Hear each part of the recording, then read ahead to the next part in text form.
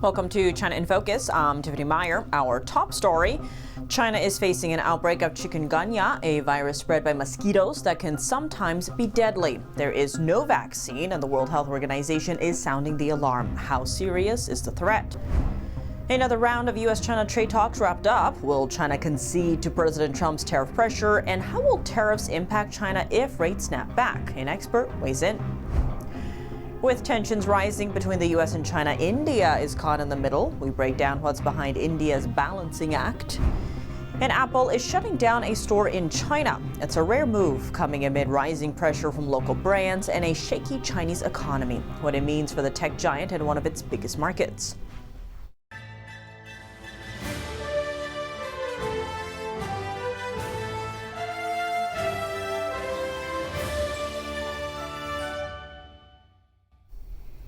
A viral outbreak is sweeping through southern China. It's called chikungunya fever, and it's spread by mosquitoes. That same virus is also spreading in France and a few island nations in the Indian Ocean, prompting the World Health Organization to urge member states to step up their guard. A chikungunya epidemic sickened nearly 500,000 people 2 decades ago, and now the WHO says it's seeing signs history could repeat itself. Sun Yang, a high-ranking Chinese health official, says the chikungunya outbreak remains quite severe. Local residents told the Epoch Times that authorities are forcing quarantines. While deaths are rare, the disease can be fatal, especially among infants and the elderly. And there is currently no antiviral treatment. Chinese state media reported over 4,000 infections in less than a month. But with the regime's history of cover-ups on outbreak data, the real number could be much higher. Most cases are concentrated in southern China's Guangdong province. There are over 50 hospitals have been designated to treat patients and enforce quarantine. Chikungunya spreads through mosquito bites. Symptoms include fever, severe joint and muscle pain, headache, and fatigue. Meanwhile, France has reported 800 chikungunya cases since May. To prevent infection, the WHO advises cleaning water containers regularly and getting rid of trash that collects water to eliminate mosquito breeding grounds. U.S. and Chinese officials agreed Tuesday to seek an extension of their 90-day tariff truce, but the deal still needs President Trump's approval. To break down the implications of the trade talks between the world's two largest economies, NTD's Steve Land spoke with Andrew Hale, senior trade policy analyst at the Heritage Foundation. It's obviously two vast markets, the United States and China. It's a very complicated relationship. I mean, I personally come from a free trade background here at the Heritage Foundation, but I don't believe in free trade with foreign adversaries, non-market economies, and autocracies like the People's Republic of China, and they don't play fair. This has been a long issue, and I think this is one of the more serious trade agreements. I also think that China has been quite impressed with the deal that Japan in the U.S. and Japan have announced, as well as the announcement made between the European Union and the U.S. On Sunday. So again, they're obviously looking at critical minerals, but there have also been some negative effects. If I can finish with this, just at the U.S. economy, our soybean farmers, most of the tariffs, as you know, are being held in abeyance. They're pulled. But because of the retaliatory tariffs from China, the minimal ones we have in place right now, our soybean farmers are now, many of them, selling their soybeans below production cost, and they're already asking for a bailout. They're saying they'll need a bailout by the autumn. So again, this is actually very, very serious. They need to get a deal soon as possible to relieve some of the pressure off of our own industries here in the United States. Now, Andrew, from a geopolitical and domestic standpoint, in both countries, but particularly China, can the CCP afford to strike a deal that risks the perception of capitulation? We're seeing President Trump walking away from Japan and the EU with deals that are in the serious favor of the United States. How complicated is it for both sides to walk away saving face? And is there a realistic path to a deal where both can claim victory without actually compromising core interests? I think they can. How they message this to their own domestic audiences. Remember, these are not exactly comprehensive free trade agreements, which would be treaties that would require ratification from the U.S. Congress. What was announced on Sunday by Ursula von der Leyen and President Trump, was not exactly. We haven't even seen a framework document. We haven't seen a framework document from the Chinese negotiations. We've not seen a framework document from the EU negotiations. So again, we haven't seen the actual documentation and what will eventually be signed. So we've had little documentation and detail from all of these negotiations. So, and as Howard Lipnick said today, even with the EU, these negotiations are ongoing. So again, I think it really depends on how they package it. If you look at what we have right now with the EU is we have a framework. They've announced a framework for future trade negotiations, and they've aligned certain things that they've at least verbally have said that they're in agreement on. Obviously, we haven't seen the documentation, a framework document. So I think if the Chinese want to, adapt message and tone as appropriate to their domestic audience and say that this is not a full-blown, comprehensive free trade agreement, it is a tariff agreement over a few sectors, a few products, they can say that. I think it really depends on how both sides will present it to their constituencies.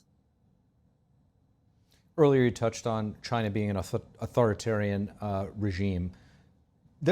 China's long been accused of trade violations, including IP theft, currency manipulation, the use of forced labor in its supply chain. We've seen various legislation passed targeting that in the United States.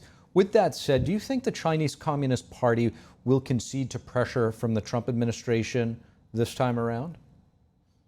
Well, President Trump certainly has shown, unlike the Biden administration, to be really hard-hitting, and he's willing to weaponize tariffs as a tool of statecraft to achieve, matters that even go well beyond trade policy. And, at the end of the day, that we're two vast economies. And I think that the way that to look at this in another way is we obviously want to, not push our allies and friends into the arms of China as well. And that's a concern I've had with sort of the approach of tariffing every country in the world at the same time. So I think that's something to be, if you look at sort of globally and how they're approaching it, and obviously the Chinese deal has a separate deadline compared to some other places, it's clearly the more complicated one. But to answer your question, no, they do lie. They can't be trusted. You can't have. We've been treating them at the WTO as if they're a market economy. They're not. They're an autocracy, and we never should have allowed them into the WTO. They game the system, the global trading system. They self-identify at the WTO as a developing country. So again, I find that they do play unfair. As you mentioned, they have Uyghur forced labor in their supply chains. I mean, Shein, the disposable clothing company, they have Uyghur forced labor in their supply chains. It's a serious problem. That's not just an unfair practice. It goes well beyond trade policy. That's an inhumane practice. It's horrific. So again, I think that it was a mistake to treat them as a market economy, which they're not, and to sort of it was a mistake to allow them to WTO. And now we're in the mess that we are trying to decouple and de-risk from them. Andrew Hale, really appreciate your insights. Thank you. A new trade announcement by President Trump. He said the U.S. will impose a 25% tariff on goods imported from India starting August 1st. Trump also said India will face a penalty, but didn't explain the amount or the reason. At the same time, India remains a key partner for the U.S. in countering Communist China's influence in the Indo-Pacific. So why is India so important in Washington's strategy? Let's take a look.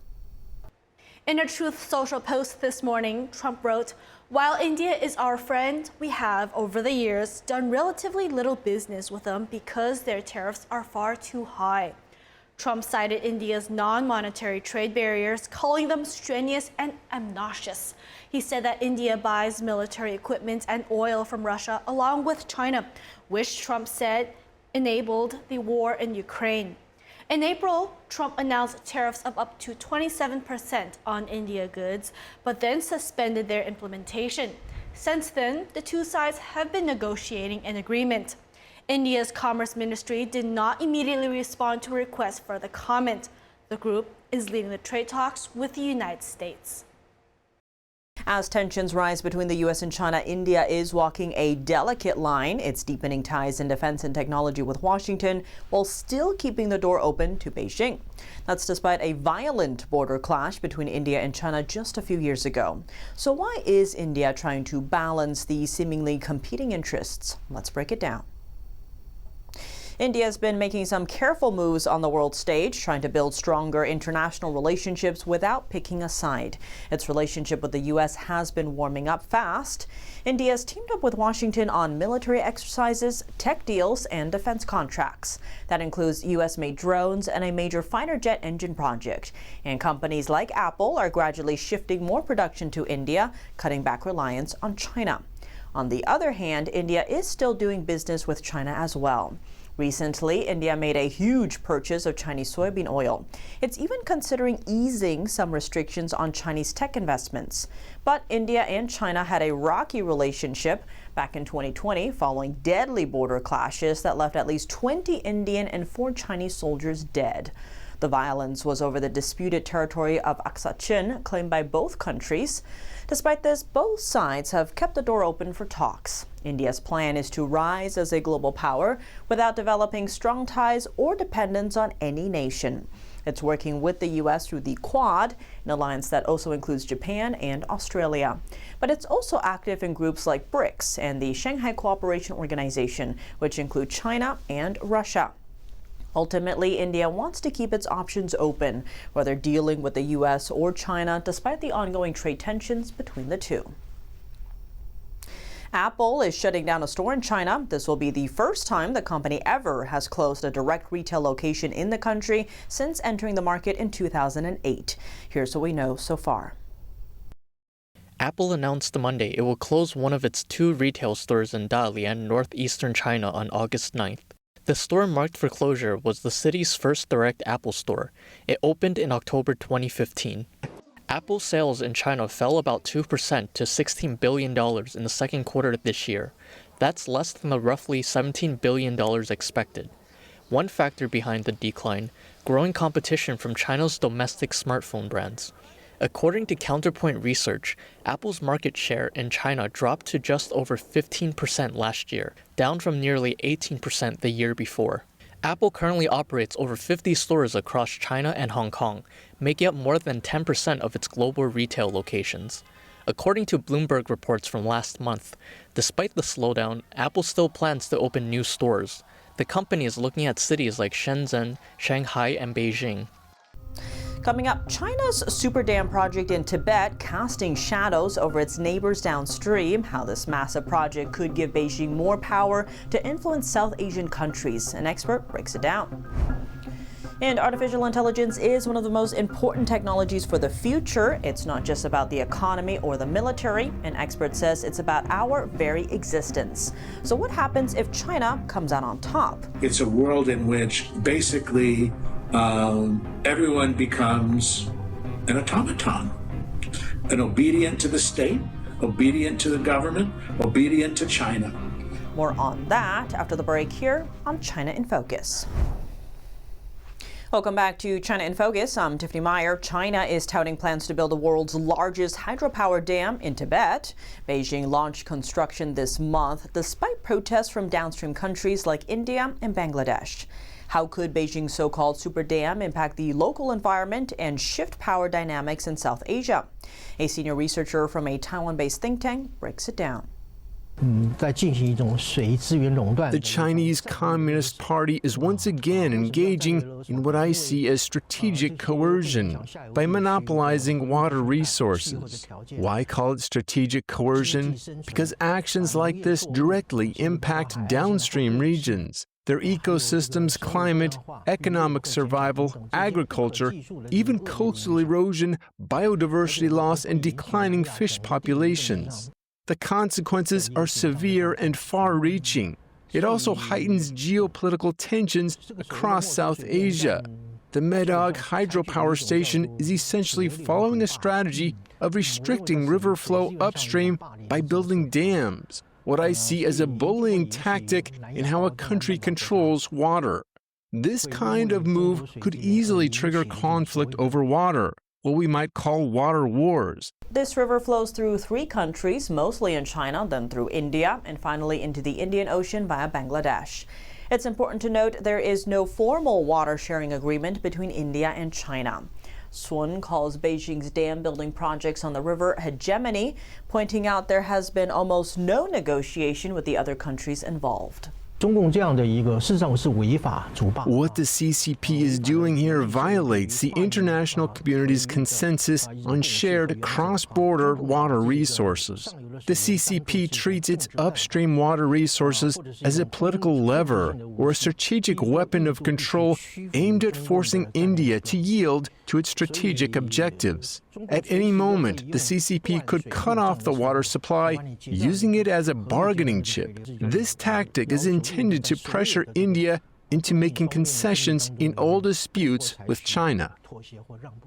Chinese officials have promised the hydropower project won't impact downstream countries, but there is very little information on how they plan to make that happen. AI is seen as one of the most crucial technologies for the future, much like semiconductors are today. The race between the U.S. and China is extending into this field. How are the two countries approaching AI? And what does China winning the AI race mean for the world? We spoke to Arthur Herman, Senior Research Fellow at the Civitas Institute, for his take. Arthur Herman, thank you so much for joining us. Great to have you back on the show. It's always good to be here. Now, the U.S. and China unveiled dueling AI action plans, the U.S. mostly focusing on cutting red tape to produce more energy data centers, export tech to allies, and go after woke AI. China, meanwhile, is calling for a global AI coordination plan, leaning on its Belt and Road Initiative to gain that international support. First, what stands out to you as the main difference between these two strategies?